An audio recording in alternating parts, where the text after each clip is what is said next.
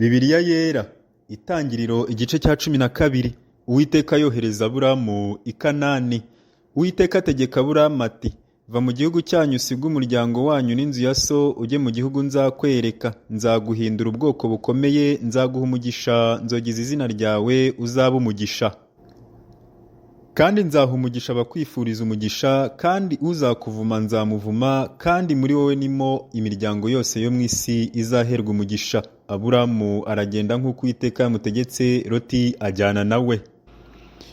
Ubwo yavaga i Harani, Aburamu yari amaze imyaka 75 avutse. Aburamu ajyana na Sarayi umugore we na Loti umuhungu wabo n'ubutunzi bwose bari batunze n'abantu baronkeye i Harani.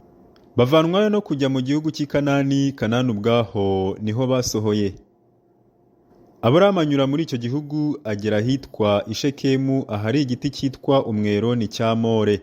Muri icyo gihe Umunyakanani yari muri icyo gihugu. Uwiteka abonekera Aburamu aramubwira ati: urubyaro rwawe nzaruha iki gihugu. Yubakirayo igicaniro Uwiteka wamubonekeye. Avayo ajya ku musozi w'iruhande rw'iburasirazuba rw'i Beteli, abamba ihema rye. Beteli iri iruhande rw'iburengerazuba na Ayi iri iruhande rw'iburasirazuba. Yubakirayo Uwiteka igicaniro, yambaza izina ry'Uwiteka. Aburamu akomeza kugenda yerekeje i Negebu. Aburamu na Sarayi bajya muri Egiputa. Inzara itera muri icyo gihugu. Aburamu aramanuka ajya muri Egiputa asuhukirayo, kuko inzara yari nyinshi muri icyo gihugu. Ari bugufi bwo gusohora muri Egiputa, abwira Sarayi umugore we ati: dore nzi yuko uri umugore w'igikundiro, nuko Abanyegiputa nibakubona bazavuga bati: uyu ni umugore we, maze banyice nawe bagukize. Ndakwinginze uzajye ubabwira uti: ndi mushiki we, kugira ngo ngirirwe neza ku bwawe, ukirishe ubugingo bwanjye.